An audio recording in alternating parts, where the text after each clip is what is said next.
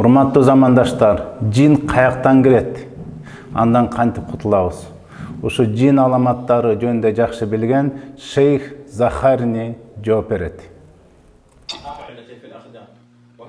Есть также входы на пальцах рук. Также есть пути входа через нос и рот, через глаза и уши, через пупок, через задний проход, через влагалище у женщины. Мынакей, илим негизинде мунун бардыгында далил бар. Колдон да кирет экен, көрүп атасыңар, аялдардын кайсыл жагынан кирип атканын көрүп атасыңар, арт жагынан, алды жагынан, киндиктен да кирет дейт, көздөн да кирет деп мынакей маалыматтар берип атат. Мунун бардыгы илимий далил жана хадис негизинде шейхибиз айтып берип атат. И через мочеиспускательный канал как у мужчины, так и у женщины. Это входы джиннов и выходы. Мынакей, керек болсо саара кылган эркек болобу, аялдар болобу, ошол жактан да кирет деген маалыматты мына уктуңуздар.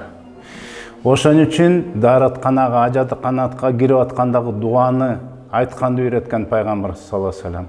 Керек болсо эснегенде оозду жапкыла деген маалыматтарды билесиңер.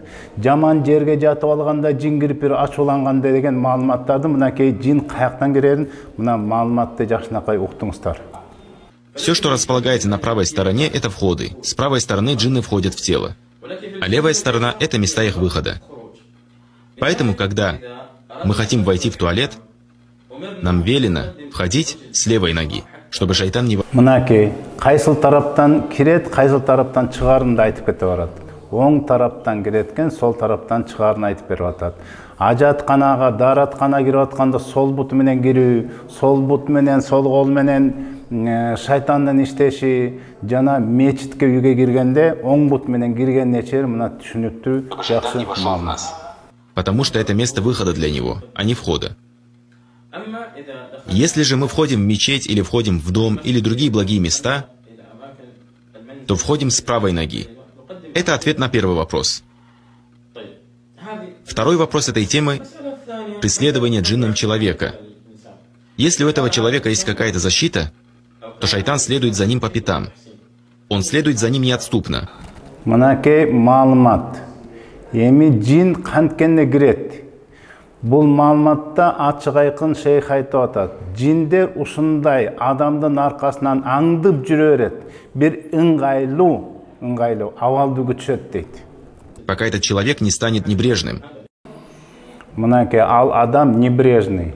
Күнөөкөр болмоюнча, күнөө кылмайынча, жана коргонуу Аллахтын айтканын буйруганын аткарып, жана тыйган нерсенен тыйбаса, мына ушул абалда кирет, аңдып жүрүп кирет. Биз билебиз, кирген абалдагы чоочуганда, ачууланганда, жаман жерге жатып алганда, күлгө жатып алганда, керек болсо катуу сүйүнгөндө, күнөө кылгандардын түркүндө киргенин бир айтып кетип атабыз.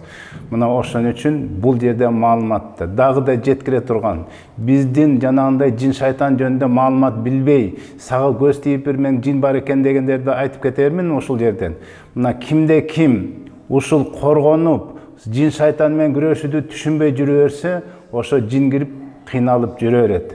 Ал кантип кыйналат? Уйкусуздук мынакей жин шайтандан көп коркунучтарды алып келет. Кедейчилик менен, ажырашуу менен, жакын адамдары өлүү менен, жанагындай кырылышып, урушуп, сөгүшкөндө, күнөө кылганда, мына ушул учурларда кирет, жана ошол киргендеги жанагы абалдарды билесиңер, адамдын ачуусу тез келе берет, кыжалат болот.